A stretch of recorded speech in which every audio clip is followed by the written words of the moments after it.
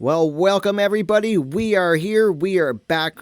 Once again, I want to welcome you all to my crypt for another amazing interview. Been doing some great interviews, and I've been getting a lot of feedback from the interviews that I've been doing lately. I've had a lot of amazing guests on and talking about very serious topics and something I'm very passionate about myself and something I'm definitely uh, talking a lot about on videos here now and with my guest, and I'm also talking a lot about it on my radio show. I had a great guest on Revolution Radio last night, Brandon Spencer. Oh my God, I tell you, tongue twister, guys.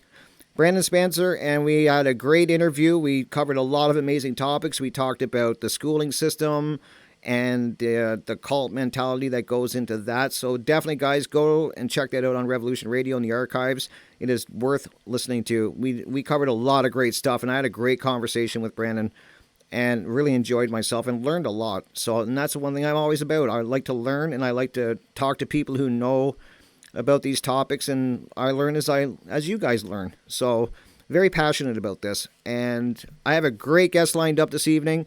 I did interview this lady on my Revolution Radio show. I had her on a couple weeks ago, and I got great feedback right away.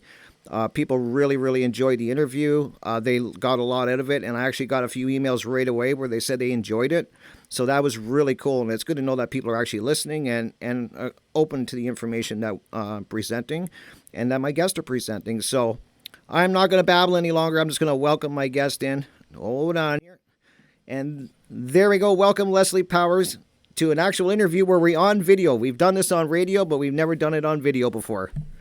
Hey, Rick. It's great to see you. It is. It is. I'm great. Yeah, great stuff. And I am really excited to have you on here once again to talk about these topics. So I first found you I was watching YouTube videos and I saw some interviews that you did. And I really enjoyed those. I got a lot from them. And then I finally, when I started talking to you let me know about the FUNL Conference, which is Freedom Under Natural Law. And immediately I went to that and started looking at your presentation, which was an amazing presentation. The corruption of care, good intentions gone bad. And I strongly suggest that you guys check out that presentation. And I will leave links, guys, in the description for Leslie's website and for the FUNL Conference, and that way so you guys can check it out. That was an amazing presentation you did, Leslie. Thank you, Rick. Oh, that's great. So, yeah, let's just get started. Let everybody know, Leslie, about yourself and what you do, what you've done. Let's get started that way. Okay. Sure. I'm a clinical social worker by trade. I've been in the field for, like 30 years or so in a whole variety of settings. And I do mental health counseling, focus a lot on complex trauma and people with developmental trauma. And I'm a mother of three. I've been a single mom for over a decade. And I'm also in my old history, I've been a martial artist, but I love philosophy and I care about life and freedom. And that brought me into the works of Mark Passio and others that have been studying occulted psychology and the impacts on our freedom and how we're losing our freedoms, right? It opened my eyes. Mark's work really opened my eyes and put together the pieces that I've been searching for my whole life. And so now, it's new for me to be speaking publicly and doing these presentations and interviews. It's definitely the direction that I'm going to be heading and doing more of, though. Right. That's amazing. Thank you for sharing that. And Mark Passio, too, definitely changed my life when I found his work. It was incredible when I finally came across his work.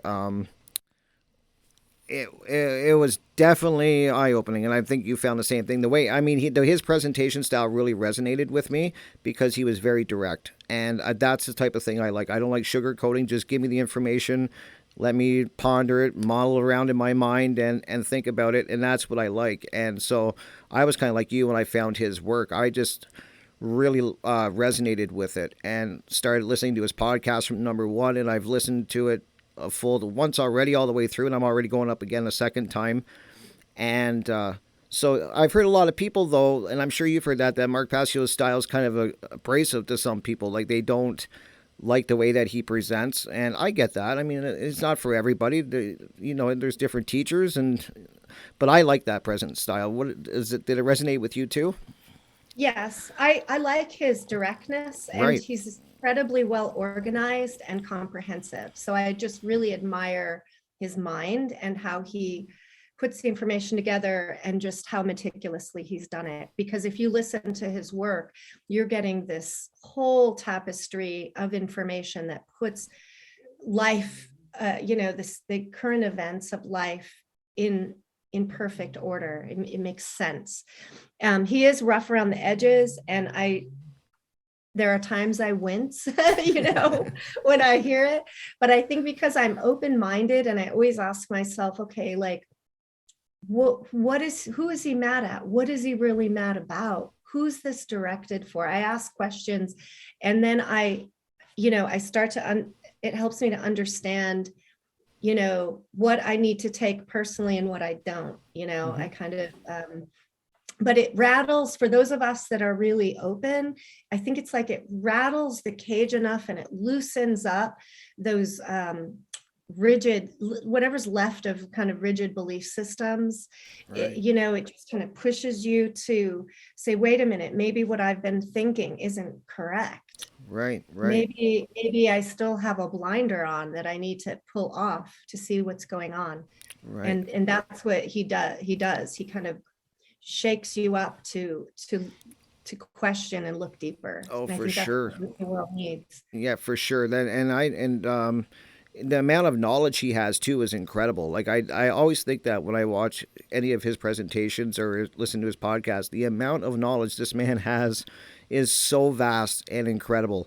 So he's definitely, I was blessed to come across him and start learning from his teachings, and I've met so many cool people through down that journey, discovering Mark, and I've met a lot of great people such as yourself and Will and Yeah, everybody, Brandon and yeah. Chris. It's an Curtis, amazing, yeah, it's yeah, an amazing yeah. journey. But it's great that we're doing this show tonight because, as I said, I had Brandon on and we were talking about a lot of things on last night's show on the radio with the schooling system and trauma and stuff like that. And I know that that's what you talk about a lot, which I think is a great place to start.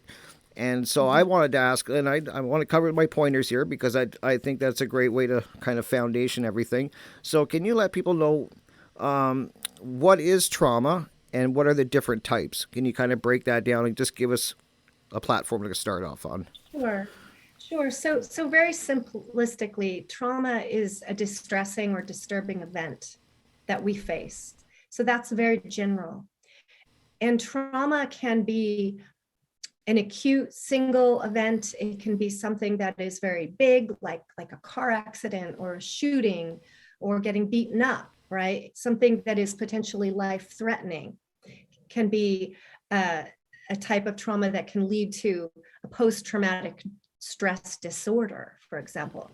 But there are traumas that we all experience in life that don't necessarily result in a PTSD effect. But I do think that we underestimate the effects of the chronic trauma that we all experience in our day-to-day lives.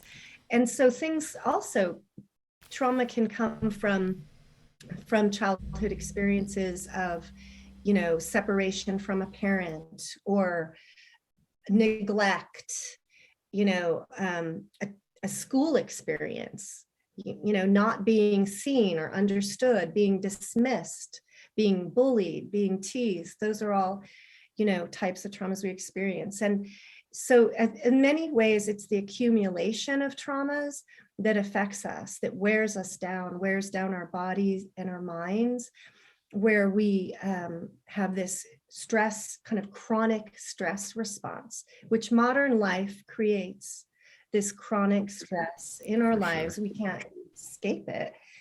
And that over time, I do see as having effects similar to trauma, because we're constantly having to almost like ignore our needs for rest or balance and continually push against the stress. We're not listening to our bodies because we have to get up and make a dollar or, whatever it is we've got to do in our lives.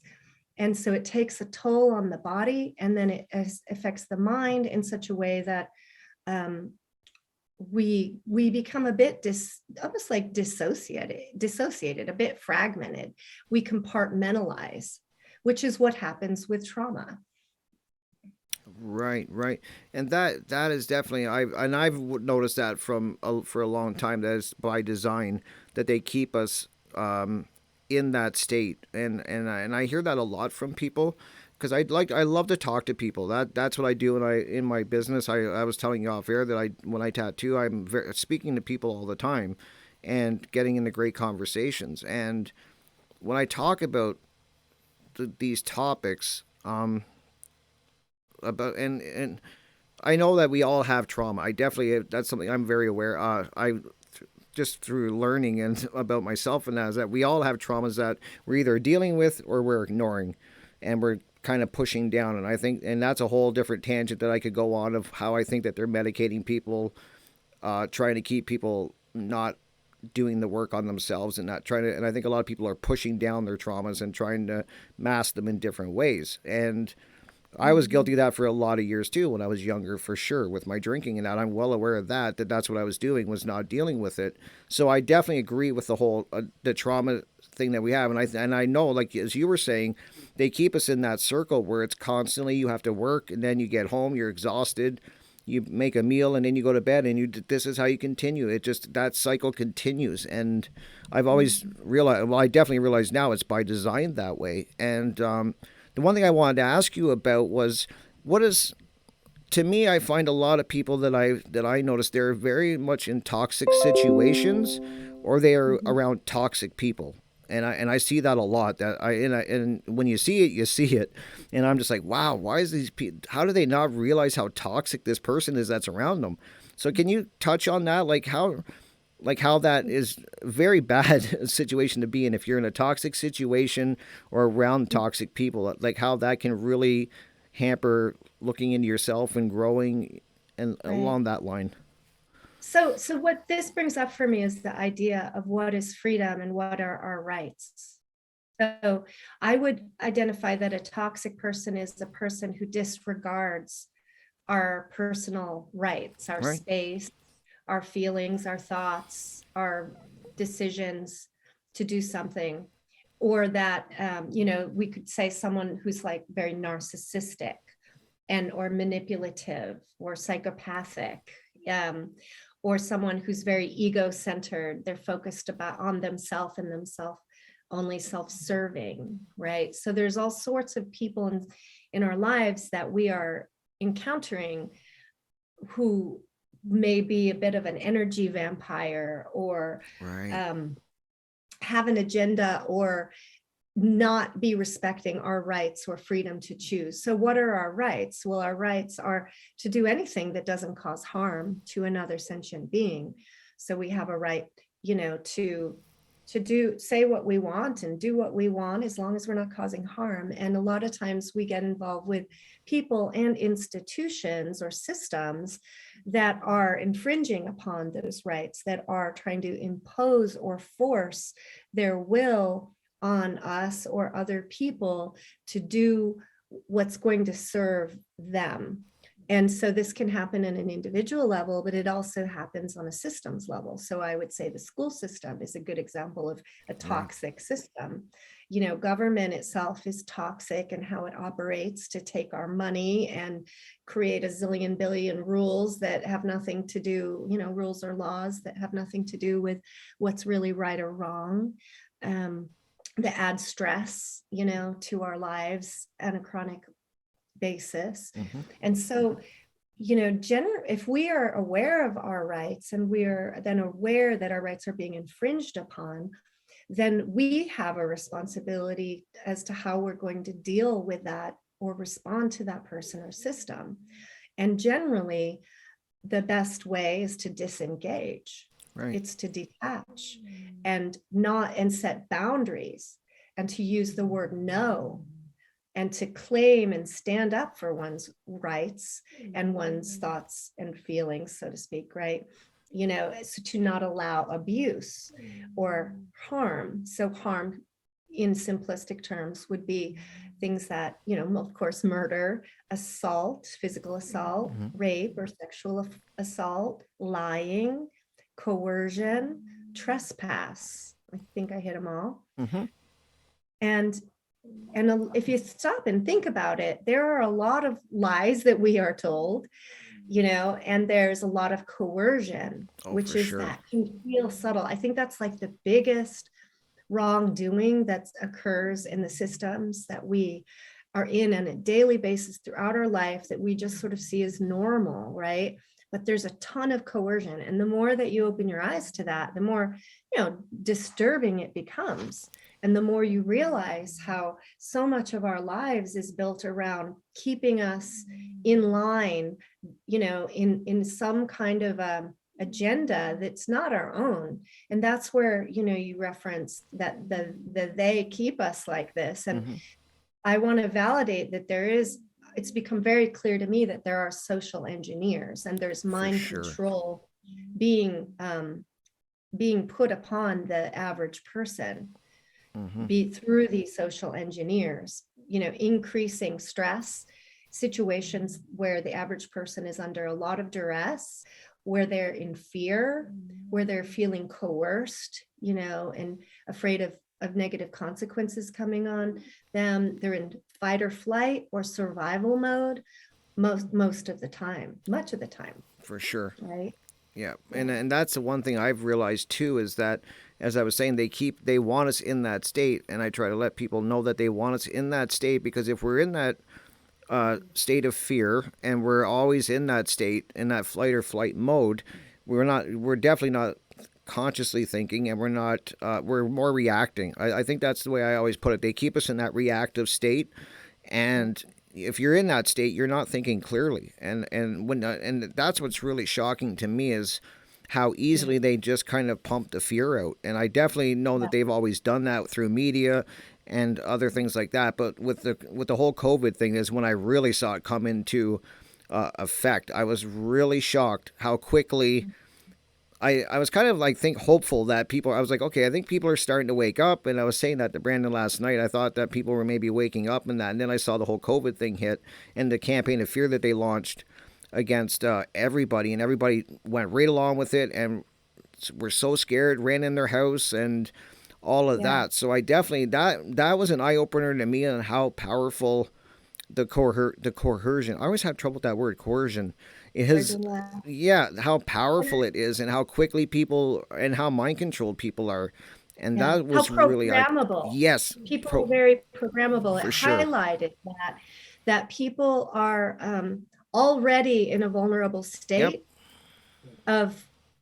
and are deferring responsibility to authority figures and seeing authority talking through the media.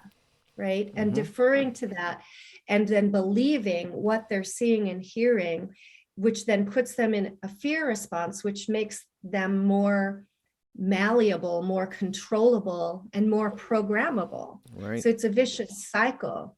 And it's really essential to get away from the mainstream sources of information, off the media, the TV and the internet, mainstream media, because it is that is toxic.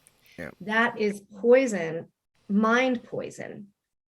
And unless you're conscious of it and seeing it as a detached, detaching from it and seeing it as as part of a pattern, it's very easy for that to get into your mind and affect your thoughts and emotions without you even realizing it, and put you in a state of fear. So self-awareness is key.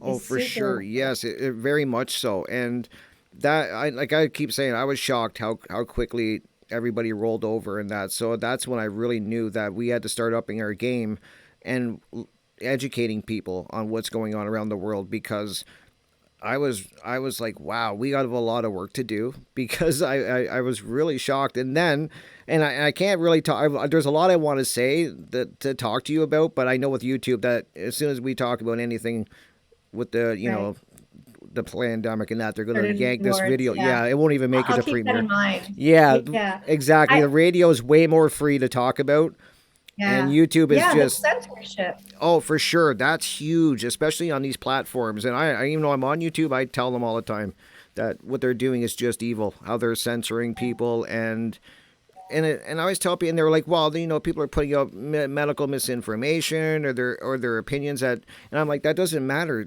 It's freedom of speech. I mean, that's And it's our also part, those labels are part of the indoctrination. exactly And right. what is allowed to be shared and what is withheld, that's part of the indoctrination. Yep. And this whole situation has made me very aware of how all these things that we just have grown up thinking as real and true are wrong. Like they're the Yep. opposite, and seeing how the children going through the school system has set them up for this blind belief, right? And right now, seeing kids, covering their faces in school is another whole layer of indoctrination for our future, Right.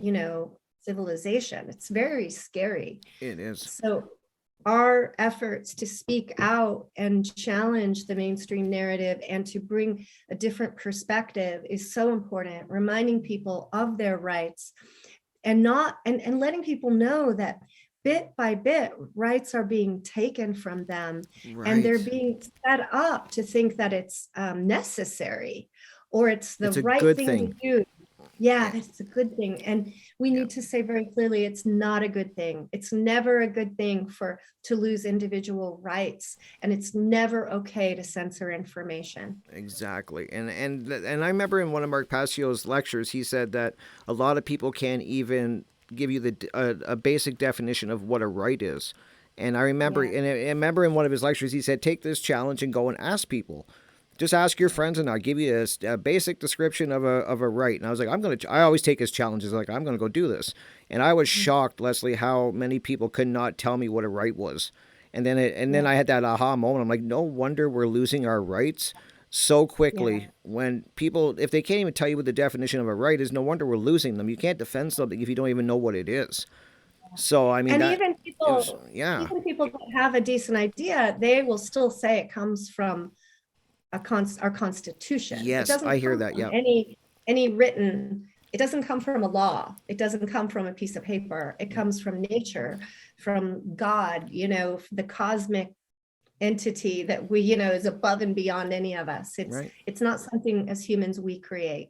Right, and that's where where natural law plays a big part, right? Because then you start educating people on that, and um, I'm just trying to think natural law for me was huge because it definitely when I started learning about it, I pretty much my whole life I was living kind of by those rules. I knew them in my head, and I tried to live as a good person and stuff like that. I've always been very conscious of that and not trying to hurt people or steal from people and that. And but I never knew what it was called. I guess I maybe back then I would have called it karmic law or something like Yeah. that. That's probably what my mind would go to it as. Mhm. And but when I learned the terminology of natural law and started looking into it through presentations that I've seen, it really brings things into it answers a lot of questions. I know that did for me, and it like what rights are and what wrongs are and all of that. It was an amazing topic. So I'm Yeah. definitely learned a lot from that. It was a very big eye opener when I started seeing and learning about it for sure. And people For don't me, know it was about it. just very validating, Yeah. very validating. This idea of do no harm and, just the basic first commandment, do unto others as you would have them do unto you. It's Hmm. about recognizing that what we do has an effect on those things, that people and things around us, and that matters. What they do affects us. So every individual matters. Right. And Exactly. and that there's cause and effect, and that's not something that as humans that we can really manipulate or have this final say on. We can play with these natural laws, but ultimately it's nature that has the final For word sure. you know Yeah, and that's a great point. That is, and I think that's a problem with like the world the way that it is right now is that people don't. If you don't know what natural law is, you've never looked into it. You don't. It's kind of like not knowing the rules of a game in a way. The way I look at it, you need to have the guidelines of how things go. And so, if you're not looking at that, no wonder humanity's all over the board because you got everybody, and this is where more relativism comes in, and not knowing what objective morality is and stuff like that. So if you're dealing with people that don't even know these terms or are looking into them, no wonder humanity's all over the map because you got people making the rules, thinking they can make the rules, give the rights to people to make rules. Yeah, It makes delegate authority, to yes, someone else, which we really can't do in reality. yep. Nature doesn't Yeah. work that way. It doesn't. It just doesn't work that way. But yeah, it's great stuff. Like I so enjoy talking with you. It's amazing stuff, and I'm going to try to keep to my points here. So I just Okay. figured, like, let me see. So we talked about toxic people, and then okay. So I know a topic that you wanted to discuss, and I'm fascinated to hear about, and we kind of touched on like how people are indoctrinated. Is there anything you want to say about that and let people know about? Yeah. I think first, I just want people to be willing to accept that they have been indoctrinated. Okay, We all we all all of us. have been, Yep. all of us. And to start being curious and to start looking at all your beliefs and the things you say automatically and the views you have of the world and of people and start to question, okay, where did that come from?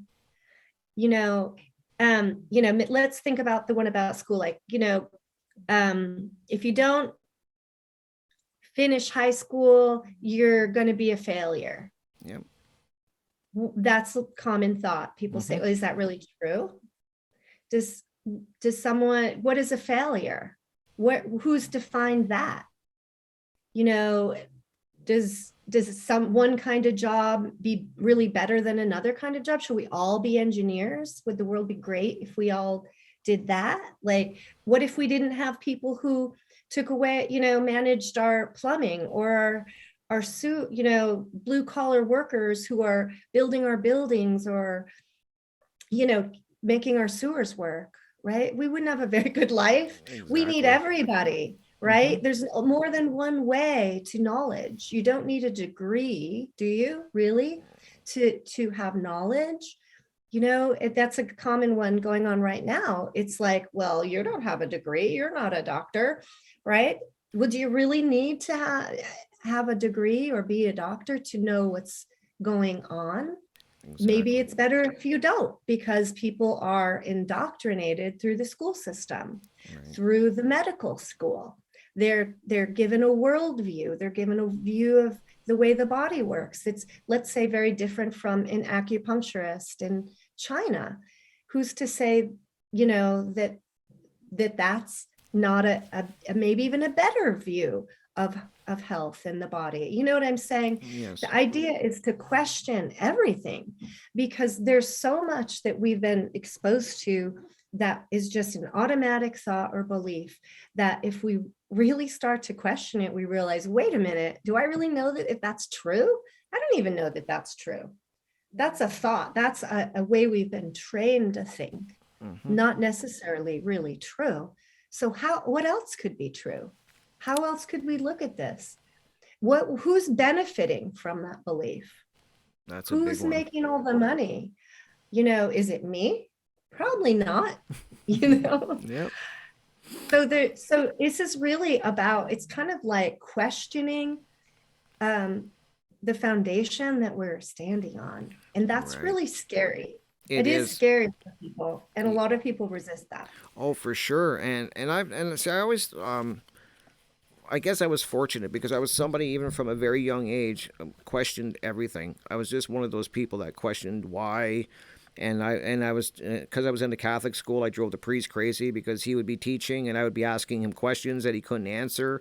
And why is this religion right? Like, why is this religion right? Why is ours right and theirs wrong? And so I would always be questioning things, and I've been like that through my whole life. And I was very very always looking for information, and I'm still like that. I crave information, it seems. And I was very in touch with nature too. I spent all the time I could outdoors, and I remember that was very powerful for me at a young age. I just remember, and that I don't. That's what we were talking about on the radio show last night when I was had Brendan on that you don't see that anymore. Like when I was younger, my parents encouraged me to ask questions. They wanted me to go out and explore the world. Like all day they'd be like, Yeah. come back for lunch, but get out there and explore the world. And I don't see kids doing that anymore. No. I never see kids outside playing anymore. Um, Right. and I just, and like as you were saying, it starts, and what's the most disturbing to me is they are attacking the kids very young in the school system. And that was what kind of the focus of the conversation last night was, is that how they're attacking right when you go into school. They're starting to that whole program and into the cult ideology and that thinking of not thinking of for yourself, but thinking as a group kind of. That's what disturbs me the most, is that it starts Yeah. so young. And Yeah. I think in schools they're telling kids what to believe that instead of exactly. how to think. Yep. So they're discouraging actual critical thinking and questioning, Yep. but reinforcing and encouraging kids who do as they're told and walk kind of lockstep. Yep. There's the dress codes and the standing in lines, and any kid that can't sit still for 5 hours, is gets in trouble. Yep. They And get or held ask in a from. question. Ask it. I Yeah. know I asked questions and I was always in trouble. It seemed it was really, that's why I didn't understand back then, but I was always asking my mom, like, why am I in trouble for asking questions? I didn't understand that. I was like, I'm trying to learn. I don't, and just because I don't agree with them, and I was punished. That was a form of punishment. They would center me out in front of the class, and then they'd send me to the principals, and my parents would be called, all for asking a Yeah. question. Yeah, that's all like programming, that's all coercion, that's, you know, conditioning a person into a form Hmm. that somebody, has decided they want our citizenship to be like, to Right. become good compliant workers, right? To follow the mold. And those people who don't follow that mold are seen as outcasts, or life is made harder. Hmm. You know, the desire to be accepted gets preyed upon, Right. and people, become, that's where sometimes mental health issues come up, depression and things like that. Right. Uh, I agree, because I remember that was and I'm glad that we're going to be speaking about shadow work tonight, because I'm very big on that. That is when I'm working on a presentation. That's going to be my first presentation I've ever put together, because I do know the power of the shadow work and doing it on yourself, and that is really for me, that was my foundation. Was I had to stop pointing fingers at everybody else, and I had to start pointing fingers at myself and yeah, wondering, and as you brought up earlier, I definitely was questioning why I believe the things I do. Is it something I like? Did I find this information out of myself, or was it something I was told to believe? And then so I mean, I'm still doing the shadow work now, because I think it's something you have to do ongoing. yeah, And it was yeah, really had a big impact on my life when I started looking into things and questioning things. And I think people run away from that. So I definitely wanted to touch on that with you, because I know that we've spoke about it yeah. before. And so just let people know, what is shadow work. That's a great place to start, because I've had Oh, people ask me, "What do you mean by shadow work?" right. So shadow work, I think is it's like a popular term these days. And I Right. see it as, it's about gaining self-knowledge. It's getting to know thyself. And this requires quiet time. Mm-hmm. It requires getting away from all the stimulation and devices and the distractions. And I think it's enhanced through being in nature, as well as a teacher and as a energetic force that helps us to shift out of the indoctrinated mindset that we're in, and this chronic state of stress and fight or flight and to-do lists. There's a need to separate out from that, to then be with oneself Mm-hmm. in quiet, in a contemplative way, a self-reflecting, and then see what comes up. I mean, there's a lot of different ways here, but you think of what's in the shadow, okay? Shadow work. The shadow is what's darkened. It's occulted. It's being opaque, made Right. opaque, darkened.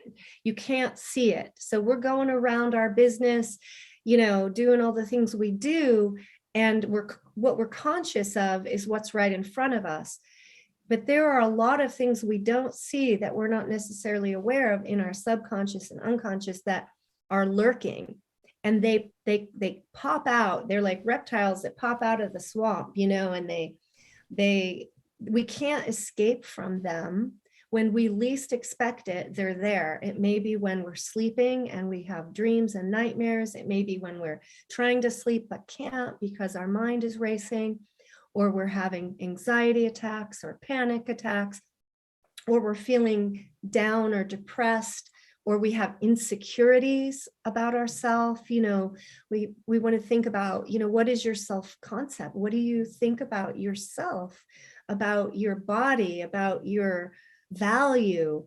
What is your self-esteem? What's formed your self-concept?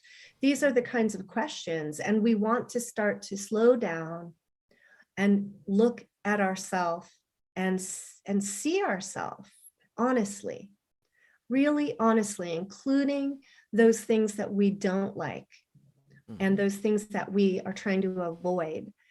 I think shadow work includes facing past traumas and events in our life that we haven't processed, that were difficult, that we may feel shame about or embarrassment, that we would rather not talk about, we don't want people to see in us. Right. Those are all parts of the shadow. And what's shadow work is facing those things and coming to terms with them. Right. It's moving into a form of like unconditional love of oneself and self-acceptance, of not needing to pretend or lie to ourselves about ourselves or about our roles in the world. It's hard work.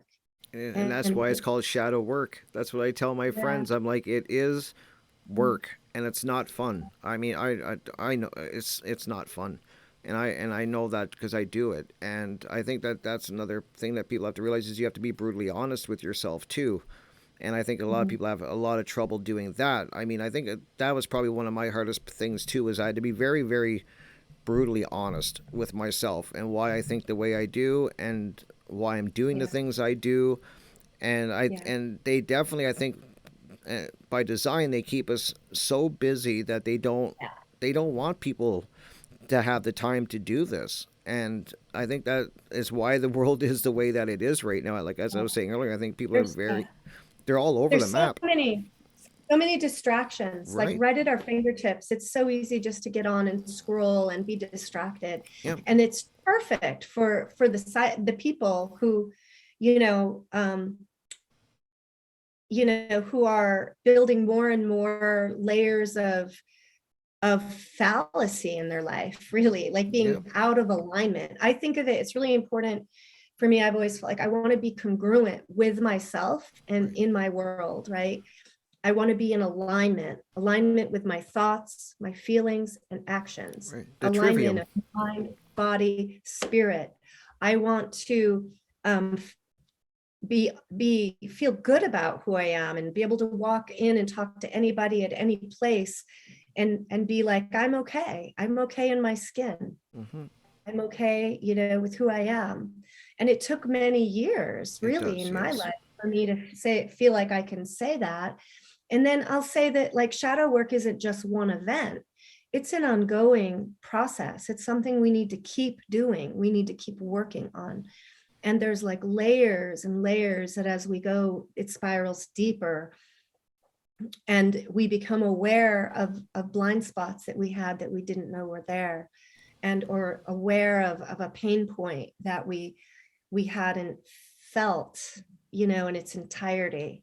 Right. And, And life has a way of bringing these things to us so that Right. we can keep growing and expanding and developing an increased consciousness. And I think that from that process, we become more ourselves, and our capacity to like know ourselves helps us to engage in the world in a more fulfilling way, Right. and to know what we want to say yes to and what we're going to say no to, and that we're not staying in situations that are like weakening us or depleting us because we feel like, somebody's going to be disappointed in us. Right. Those people pleasing tendencies are part of that shadow.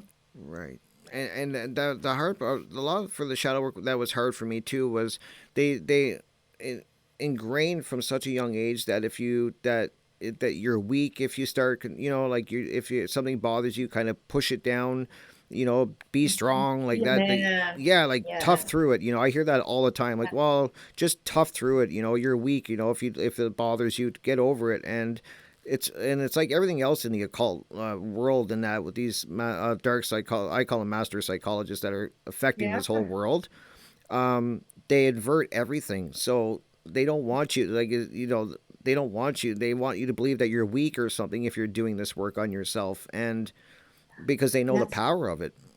Yes, there's a lot of inversions of what we're being told is good, is when you look deeper is bad. Yep. It's like, and the other thing is I feel like there's partial truths, but not the whole truth. Exactly. So you get something that, oh, that makes sense. Like I need to learn discipline, and I need to it's to kind of put my whiny complainy self, my Yep. feelings, and say I don't want to do this, like aside in order to reach a goal, right? Mm-hmm. So there is an element of, yeah, we have to tough through it, but that doesn't mean that we don't reflect on those feelings, Right. and say, wait a minute, what are they telling me? And are they saying that my goals are not in alignment with my true my soul desire here? I'm getting really strong at pushing through, but is that actually taking me to the wrong place? Right. We need to keep asking ourselves those questions and honoring all of the data, I guess, that our human design is giving us, our emotions, Right. our thoughts, our body sensations. It's all information for us to learn about how we are in relationship to the world Right. and in relationship to other people. Right, and I agree 100%. And that's the one thing they don't want us doing, right? They don't. I know they don't want people definitely looking in a natural law, because I know that they don't. That is something that they are very a fear of, that people are going to start discovering, and that's the one thing that I find shocking is that. And it's like you said, there is little pieces of truth in everything. Like in a lot of things, they give you a little bit of truth, and then they pervert the whole rest of it. Like it just kind of, they give you that little bit of knowledge, and then they warp it somehow to make it totally evil in a way. That's the best way I can put it. Is like evil, like they twist it, and that's why I'm so passionate about the shadow work, because I do know how powerful it is when you do start asking yourself those questions, and Yeah. I definitely know there's not a lot enough people doing that, and that's what I was saying earlier, is that everybody that I talk to about it, that's the first thing they say is they don't have time. And so, I mean, how do people make the time to do this? Like that's one thing I'd have to ask you, is like, it does take time, it's work. And Yeah. so what are some of the different ways that, I think people think that you just have to sit in a room by yourself? That's what I do. I know that's not for everybody. So what are some of the different ways that people can do shadow work if they Sure. don't have a lot of time? Because let's be real, they are keeping people busy. People are working a lot of work hours to keep roofs over their head Sure. now. Yeah. Yeah. I think first, one needs to um, acknowledge that it's important, Hmm. and that you have to buy in and, recognize that by knowing yourself, you are stronger, you're more empowered, and you're less easily tricked and deceived. Right. or abused. So we all want to feel good about ourselves. We all want to be empowered. We want to be treated well. We want to have a happy life. The way to achieve those things is through knowing yourself, and that will necessitate that one do what we're calling here the shadow work. And so, okay, I shared work full time. I'm a single mom. Right. Okay, when I became a single mom, I had a 1-year-old, an 8-year-old, and a 10-year-old. Okay, talk about busy. That's wow. Yeah. Okay, Right. and yet my internal drive did not allow that to be an excuse. So so learning things, gaining knowledge is important. And I would say is a piece, is one leg of this. Right. Because you need to gain knowledge and expose yourself to ideas that will then stimulate your thoughts and challenge your beliefs, like make you aware that, oh, I have this belief that may not be true and I just took it for granted. Mm-hmm. So exposing yourself to information is really important part of that. So I would, have podcasts and, videos playing when I was in the car driving to work. I would, get, and the other piece would be getting up really early in the morning. So there was a phase of time where I was getting up at 5 o'clock in the morning, and I was working in a book through the book that had a lot of self-inquiry questions. And I would journal and I would meditate. Meditation is, I think, really key. Some kind of a mindfulness meditation. It could be a moving meditation or a sitting meditation, but a meditative process where you're learning about mindful presence and being still so that you can, it creates a gap. It almost like slows down time and creates a gap so that you can start to see your thoughts as Right. something a little separate from you. It helps you to be able to see the patterns and calm your nervous system. So those are all important. So I would meditate and I would journal and I would do self-inquiry questions. I would write, explore goals. There's a practice in the artist way. They call it morning pages. And I found that very helpful, where you write 3 solid pages in your notebook nonstop. And you have to keep going. Even if you don't think you have enough to say, you keep going. Right. And there's something that happens by that 3rd page where you can see a shift in your perception and your thoughts. But it is really about when something's important to you, you make time for it. Exactly. And you throw away the excuses. And there is so much information at our fingertips. Okay. Yeah. So much. So you put in a keyword and you're going to get tons of free stuff coming up, free videos and free booklets and questions and things that you can explore and contemplate. Mm-hmm. Okay. Right. And you can do the work like you're talking about, where you kind of sat in front of a mirror Mm-hmm. and you're looking at yourself and just staying there for a certain amount of time and seeing what comes up. And how do you distract yourself? How do you try to run away? Right. Oh yeah, and I did. there's a commitment here to yourself. Right. Right. Yes. And it does involve a cultivation of some discipline and perseverance. I know when I did martial arts, our symbol was the indomitable spirit. It was the Weeble, like the Weeble shape Right. with the You're big right. bottom. Yeah. Nobody knows the Weeble anymore. But the big bottom and the little top, Yep. and it would fall down, but it Yep. always Weeble comes back wobble. up. Yeah, and this idea that there's we have to cultivate a determination, and see it as kind of do or die, like it's important. We're not just here for like, a ride to look at the scenery.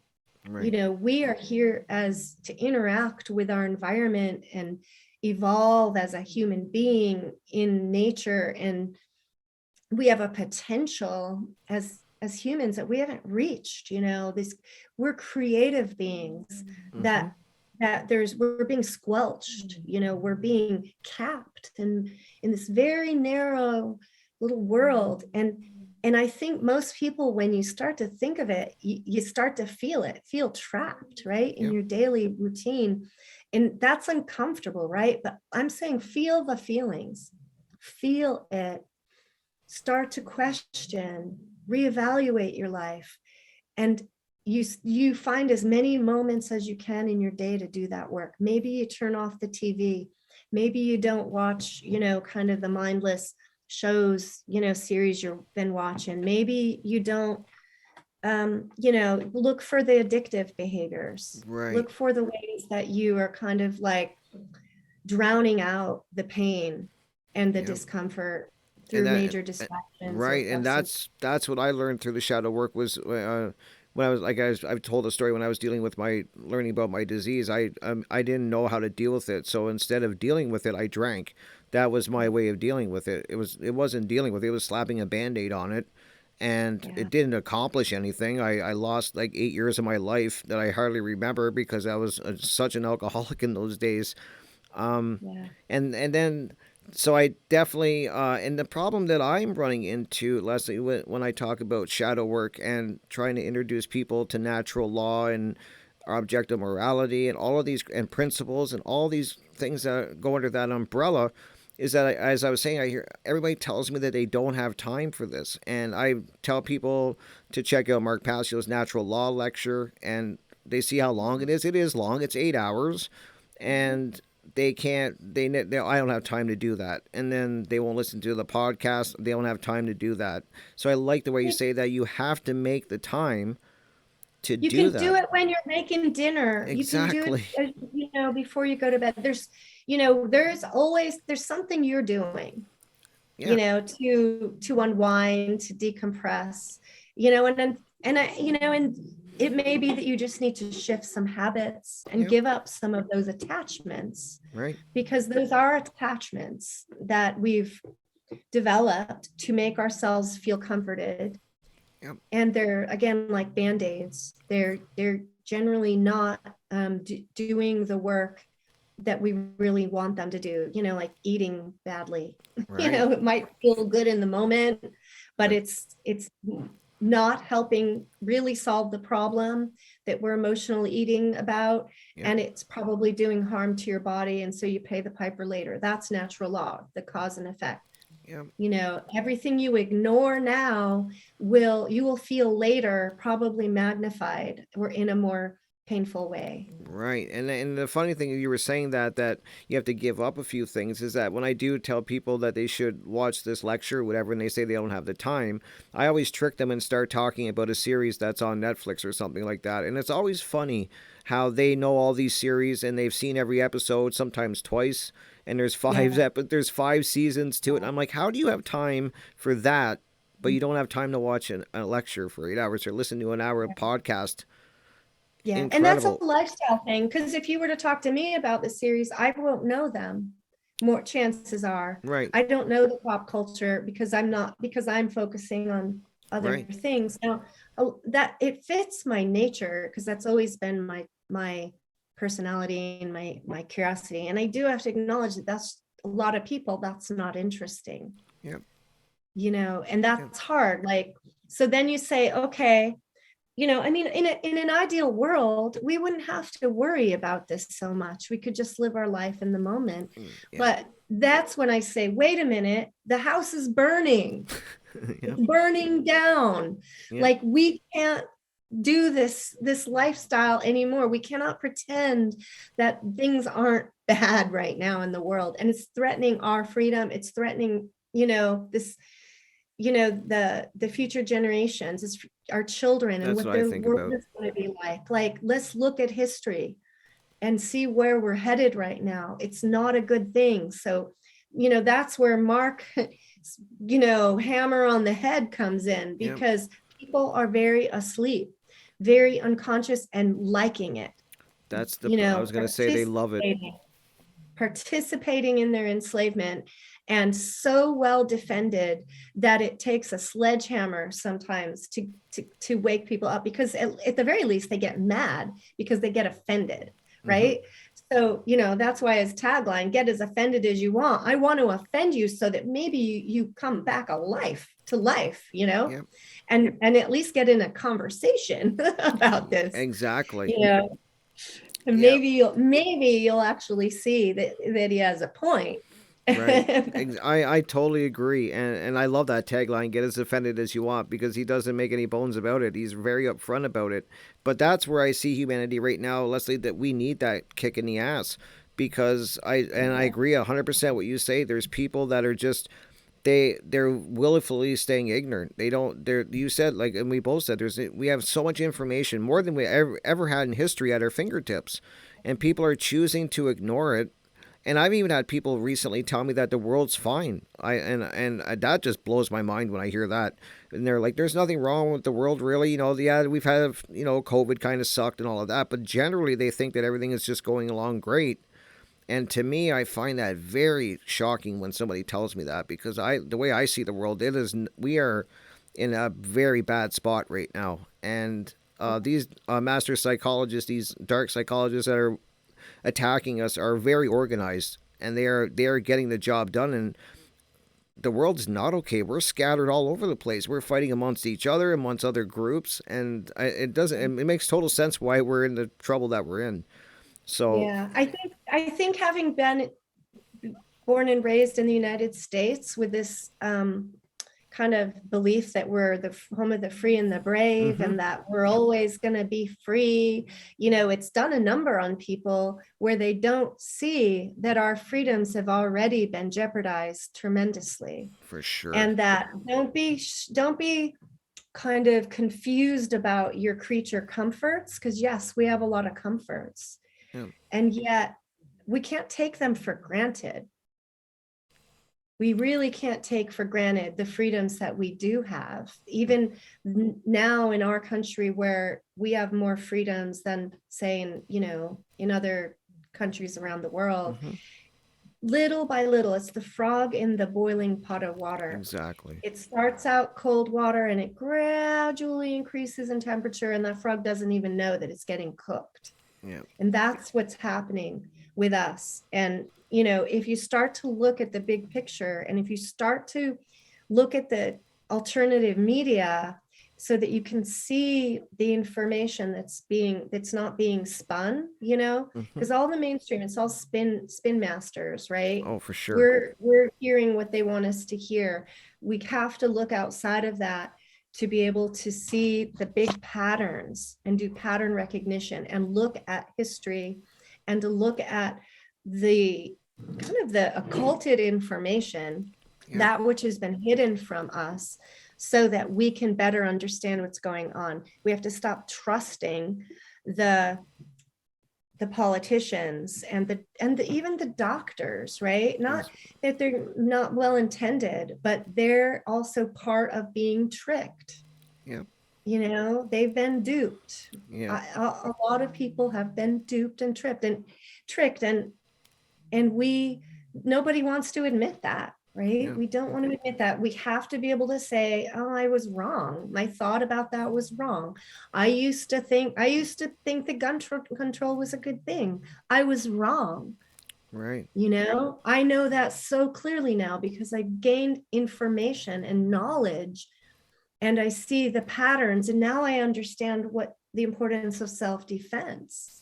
Right. That's something we should talk about, right? Let's cover that. The non-aggression principle and self-defense, because I know they're trying to hammer that out of people, that self-defense is a bad thing, and so we should cover that a little bit at the end here. I think that's a great way to end it, is to talk about this, because people need to know the difference. Yeah, I used to really consider myself like a pacifist, and I felt like the way out was through peaceful means, and that communication, and heart-based connection, and those are all wonderful things. Those are good things. They are. Yeah. That's the non-aggression principle. That's the feminine.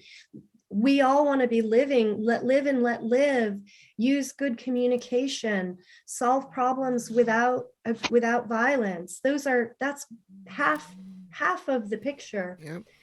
And yet there are people in the world that are not going to abide by that, that don't care about that they want their power, they want their money, they want their status, have something to hide, they don't want revealed, whatever it is. There are people, and I think it's the minority of all the people in the world, but there are those people that are very self-serving and do not think about others, that don't care about doing harm. They'll walk all over you to get a step higher. And so when we love ourselves, we value ourselves and life itself, we know that we must defend ourselves from the evil, from the wrongdoing. We have a right to say no as the first line of offense, of defense, I mean, to say no. Yep. To say, I'm not going to participate in that I'm going to create my own thing over here. You do your thing, I do mine, right? We try all those nonviolent things, but if push comes to shove, we have the right to defend ourselves 100%. With whatever means necessary to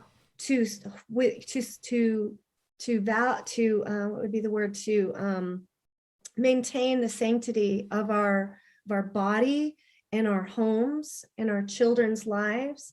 Yep. And if that means, that we have to use physical force, that is morally right. That's okay. Yep. As a self-defensive action.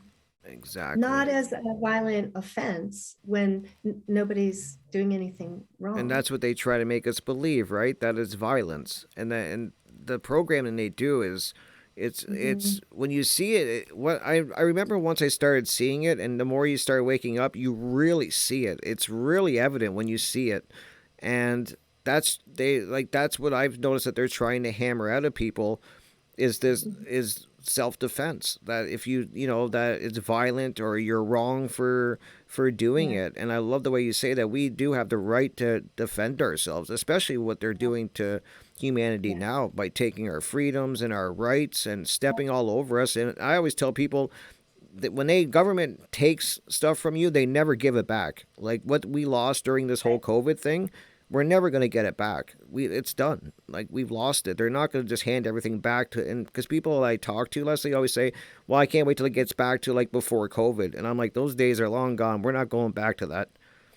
No. And I think about like my son, who's 21 now. And when he was in school, kids, I think they understand self-defense naturally. And he understood, and he would get in trouble in school for hitting somebody. And then he'd tell me the story, and he was acting in self-defense, but the school didn't respect the self-defense principle. And so he got in trouble for defending himself, right? That's part of that indoctrination and that mind control around self, that it's self-defense is wrong somehow. But it's one of my biggest regrets, actually, is telling him that he shouldn't fight back. Right. And that's what they did. I was taught the same thing, Leslie, in school, that they never said who started it. Like, who, I mean, it was like, you guys shouldn't be fighting. And they never wanted to know who started it or anything like that. You're both wrong for fighting. And I love the way that Mark says, like, that's all that matters is who started it. Like that's all that matters. And if somebody attacks you or your rights or your physical body or any of these things, you have every right to defend yourself, up to murder, up to death. I think, I'm not sure how he words it. How does he word it? Up to death. To deadly force. Deadly force. Thank you. Thank you. But we do have that right, and they don't want us knowing that. That is for sure. So they start, as you said, indoctrinating it right in school. And I think women in particular too, like girls are not encouraged at all to like be strong in their bodies in that way of self-protection. I mean, maybe more so now, but a lot of times, not a lot of women I know, they are very uncomfortable with the idea of self-defense. Right. Yeah. And that's by design also.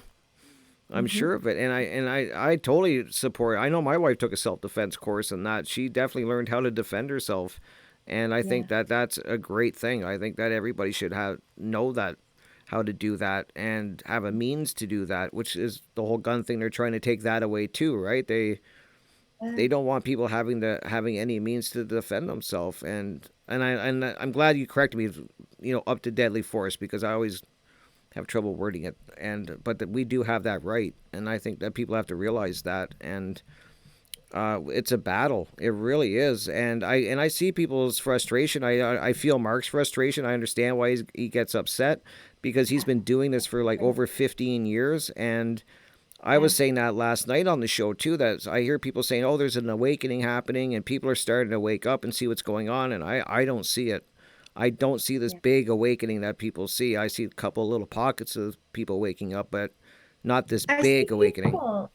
I see people who are starting to question more and starting Yes. to see that they're the wrongdoings, but there's still this like reliance on government being the answer somehow. Yep. And that really is a fallacy. That's all it is like a trick to get us back in the same trap again. Yep. You Yep. know? I've been on an interview where the gentleman was saying, with all the protests and that, like, nothing is changing. And I'm like, it's never going to change through voting.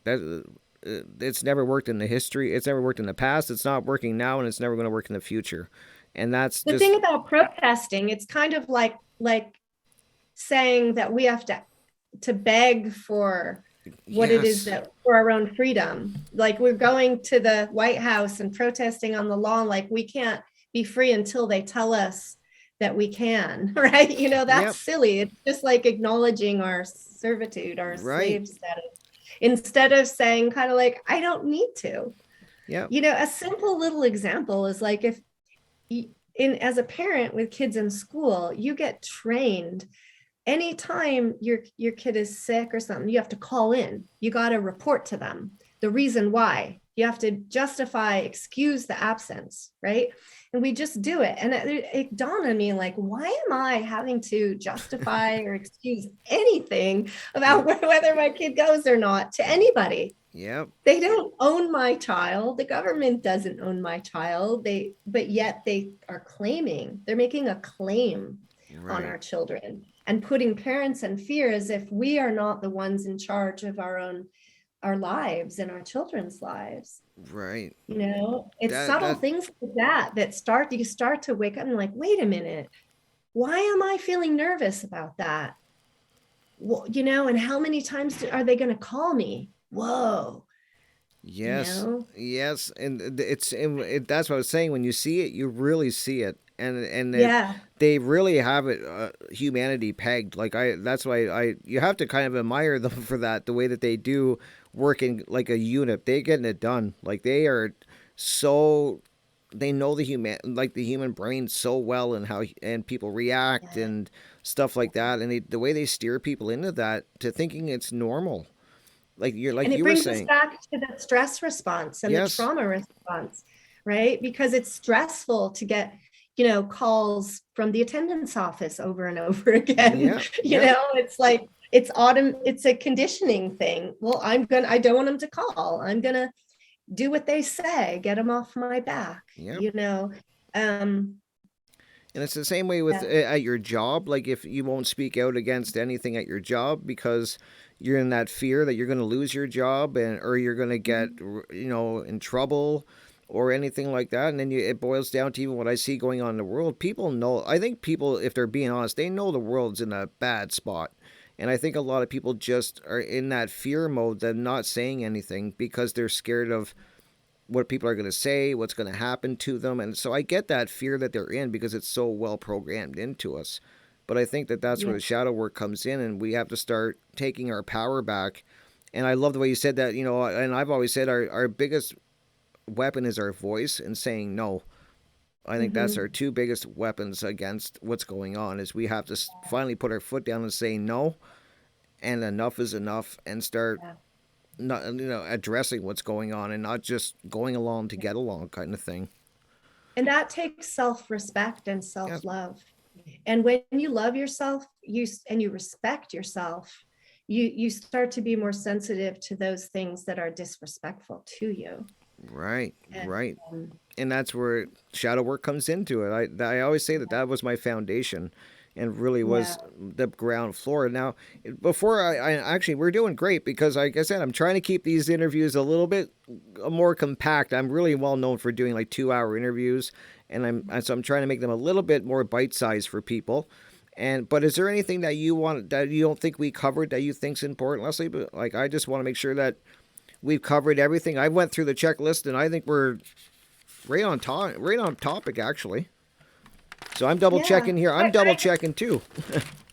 Yeah, I feel like we were covered a pretty holistic picture, and I just encourage people to slow down, to take your time and really reflect. Right. Pull out your journal, take walks in nature, and start to ask yourself, where are you compared to where you really want to be? Right. How in alignment are you in your life? With your work and your values and your time, the allocation of time. I think the stealing of our time is one of the biggest offenses For sure. against us. Yep. And so how attached are you, let's say, to your material items, or your, the things that give you pleasure in the short run, but aren't necessarily changing anything in the long run? Like, look at where your money is, and how does that match to your values and what you say you want and who you are? And think about, how can you detach? How can you maybe downsize a little bit so that you can detach from the system, be less dependent on government things, less dependent on, credit, get out of debt, become more self-sufficient?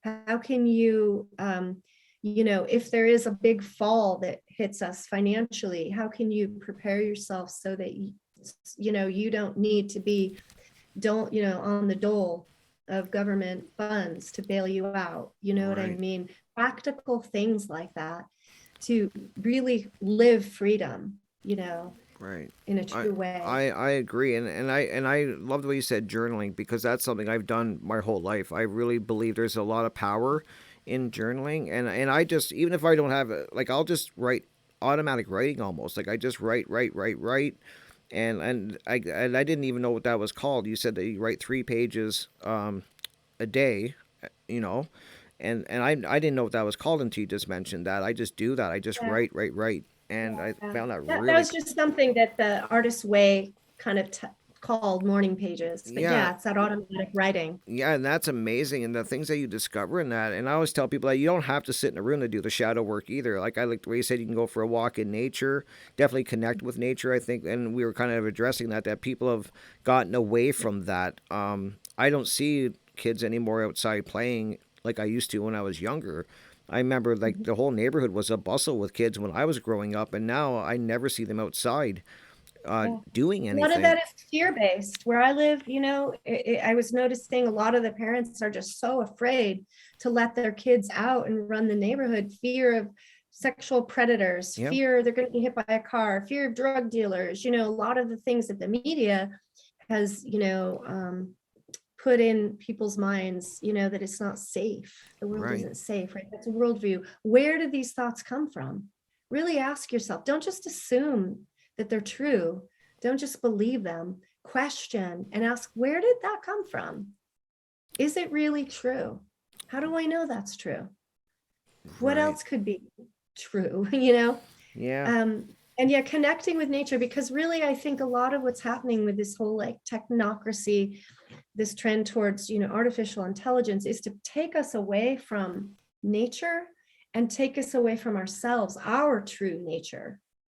yes, We are part of nature, and we have this amazing capacity for thinking, for analysis that is above any other animal that we know of on this earth.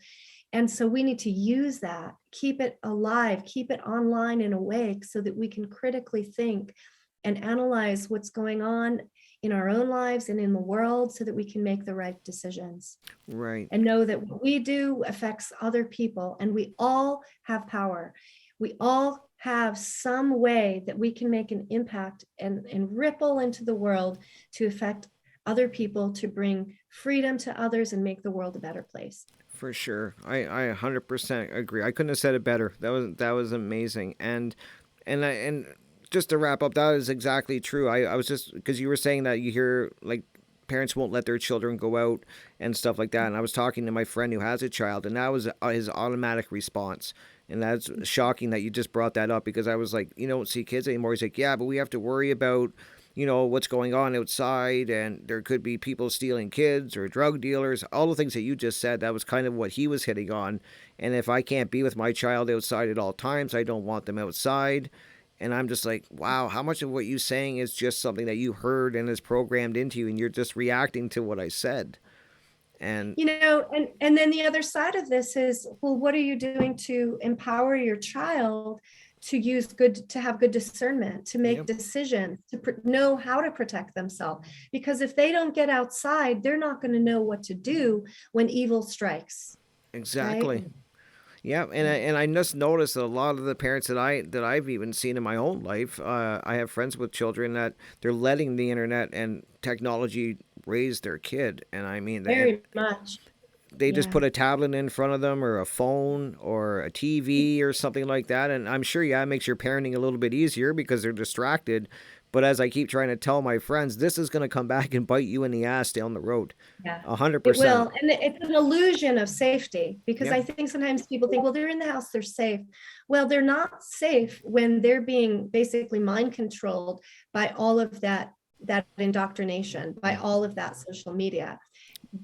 And I again, even with the work that I do, I underestimated the power of that.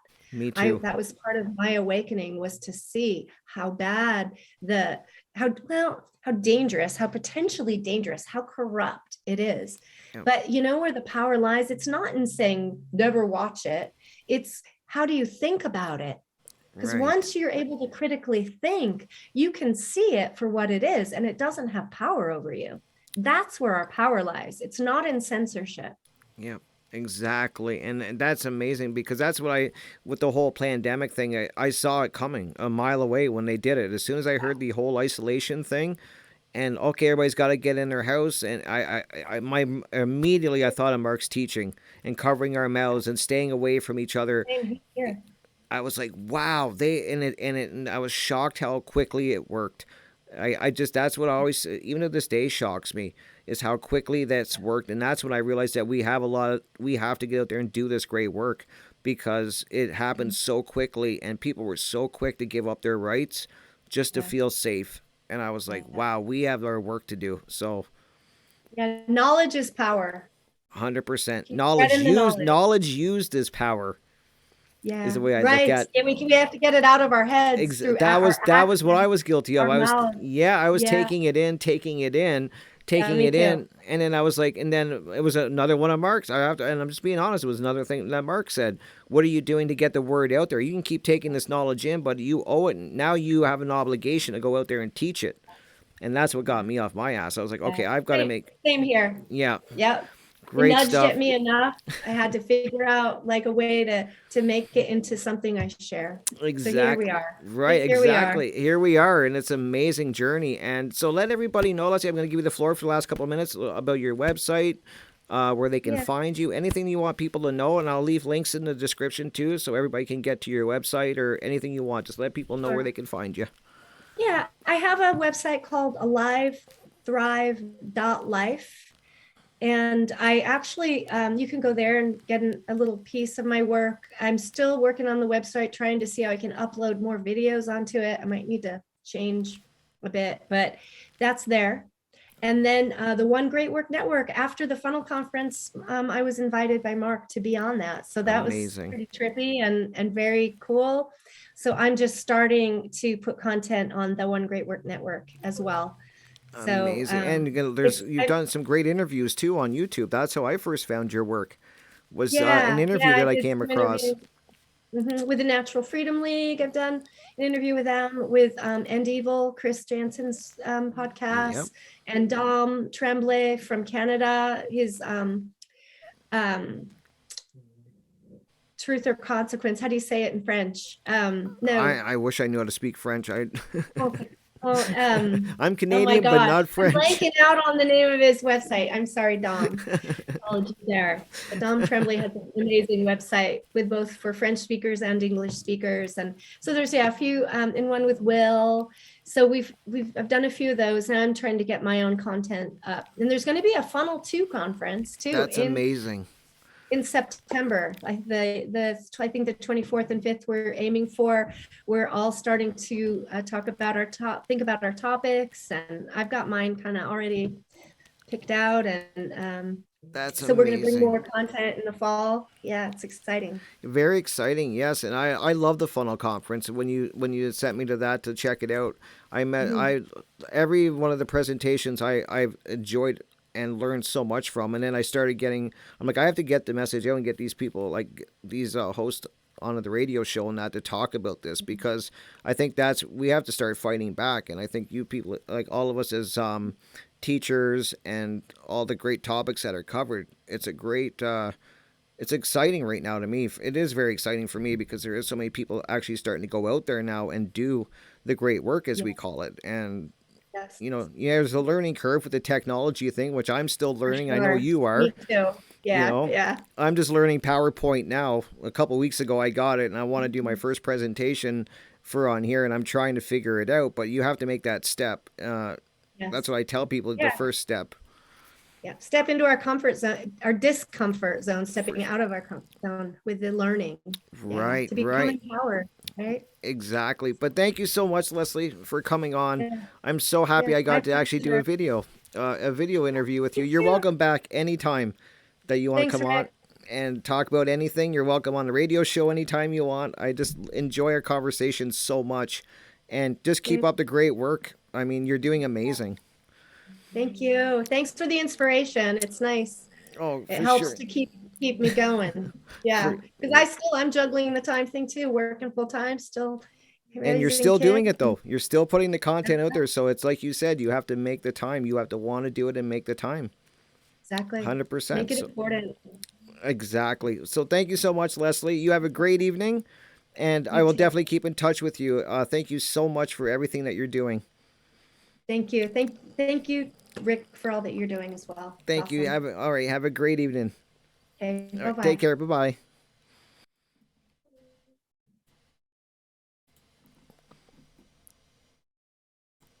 Well, there we have it. Another amazing interview. As I always say, man, a powerful interview. And I want to thank Leslie Powers for coming on here and talking with us tonight, and talking about trauma and the power of the shadow work, which I've been an advocate for a long time. And doing the shadow work every day. I make no secret of that. I tell people that, and how powerful it is to find your true self through the shadow work. And for me, that was kind of my base ground. That's my ground floor. Is I had to start, as I said, pointing at my finger at everything else in the world and at other people, start directing it back at myself. And I just want, as I said, thank you, Leslie, so much for coming on. I enjoy our conversation so much, and I learn so much. And from our radio interview that we did a couple weeks ago to this interview, thank you so much for taking the time. Definitely, guys, I'm going to leave links in the description so you can check out Leslie's website. I'll leave a link for the FUNL Conference so you can check out her presentation, which was amazing. And I'll leave a link also to the One Great Network, which has amazing content creators on there, and presentations. So definitely I'm going to leave a link for that for you guys to check that out. Make sure that you do, because you will learn a lot. And as I was saying, we are in a fight right now. We're on a very, very a major tipping point. And I don't think people realize how close we are to like crashing and burning. I mean, right now they are throwing everything at us, and as I always say, we're losing our freedoms and our rights so fast. And I don't see anybody. A lot of people just seem to be going along to get along and really don't give a shit. they're just happy to the way things are. And I've had people, as I was saying to Leslie, I've had people tell me to my face that the world is fine, that I'm paranoid, there's nothing really to worry about. And I don't know what they're seeing that I don't see, but I see that it is anything but that. We are in serious, serious trouble, and they are doing everything against us. And the programming and the mind control that I saw over the last couple of years is what woke my ass up. I know that for sure. I did not think that people would have rolled over as quick as they did, and how deep the fear goes, and how quick they just turn to the authority figures for the answers, whether it's the medical industry profession or the government. They were just so willing to just hand everything over just to get back to what they feel is normal. And wow, it was eye-opening. It still is to me when I think about it all the time. And I always think I'm not doing enough. I should be doing more and more to try to help educate people and to wake people up and to see what's going on, at least into looking into what's going on. And I was saying to Leslie, and you heard, that I can't even get people to even look into this information, which is really disturbing to me. They don't want to take the time to even look into it. And they say, I don't have the time to watch something that's 8 hours, or something to listen to something that's a couple hours. But they seem to have time to do all these other things, watch series on Netflix and do all these other things that they enjoy doing. So they should say is that they don't care enough to look into it, or it's not a priority in their life or something. That would be more truthful than just saying that they don't have the time. Because yeah, if you make the time, you will have the time. If you're passionate about it, you will make the time. And people just aren't willing to do that. I think that's the one thing that people do not want to give up is time, and they know it's going to be work. It is. Doing all the research into this and looking into it and watching interviews and watching presentations and listening to podcasts, it takes time and work, and that's what people don't want to do. And definitely the shadow work. I mean, that's the one thing that I think people run away from a million miles away, or a million miles an hour, is they don't want to look into that. And I don't know. To me, that was a game changer when I started doing that and looking in on myself and asking the questions why I believe what I do. All of those things. Really looking at myself and being honest. It was a big changer for me. And it's something I still do to this day. Every day I spend time just by myself, quiet, and asking the hard questions. And I'd rather deal with them, pull them, drag them out of the shadows, kicking and screaming, than just put a Band-Aid on them and leave them down there, because they're gonna make their way to the surface in one way or another. You can try to medicate it away or ignore it or whatever you want to do, but in the long run, it's going to catch up. So I just suggest that you start doing the shadow work on yourself, and at least start doing the process and getting onto the way of that, and definitely start being open to looking at information and questioning things, and be willing to admit that you were duped, and that, you have to start looking at things from a different angle, kind of thing, and be willing to know that some of the things you thought were right or wrong, and willing to make the changes. So I hope you guys are enjoying these interviews as much as I am.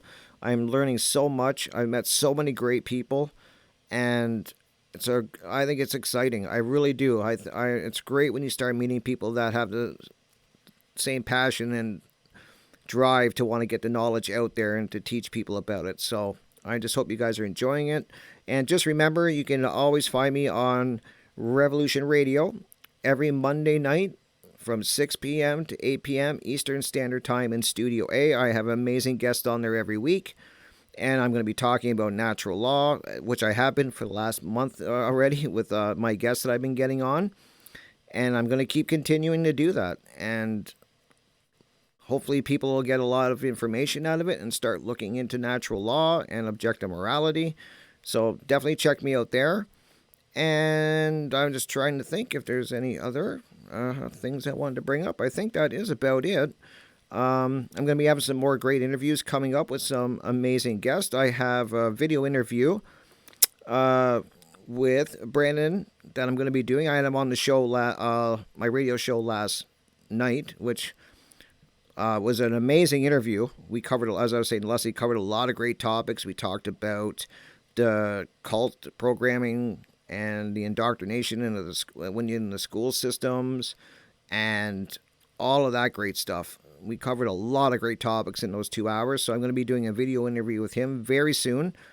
And I also hope to have Chris Jansen on for an interview very soon. So I'm trying to set those up, and I'm going to get those done. And as soon as I do them, I will be posting them up here for you guys to check out. So a lot of great stuff happening here. I'm looking forward to doing these interviews, and I'm looking forward to meeting a lot more great teachers of natural law and people putting out amazing content. So thanks, guys, for checking this one out. Had a great time. I hope you guys stay safe. Have yourself a great day, evening, wherever you are.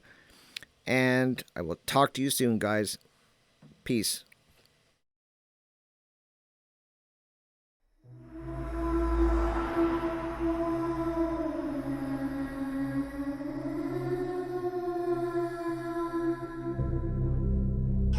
Are you interested in the paranormal, murder mysteries, cryptocurrency, and thought-provoking interviews?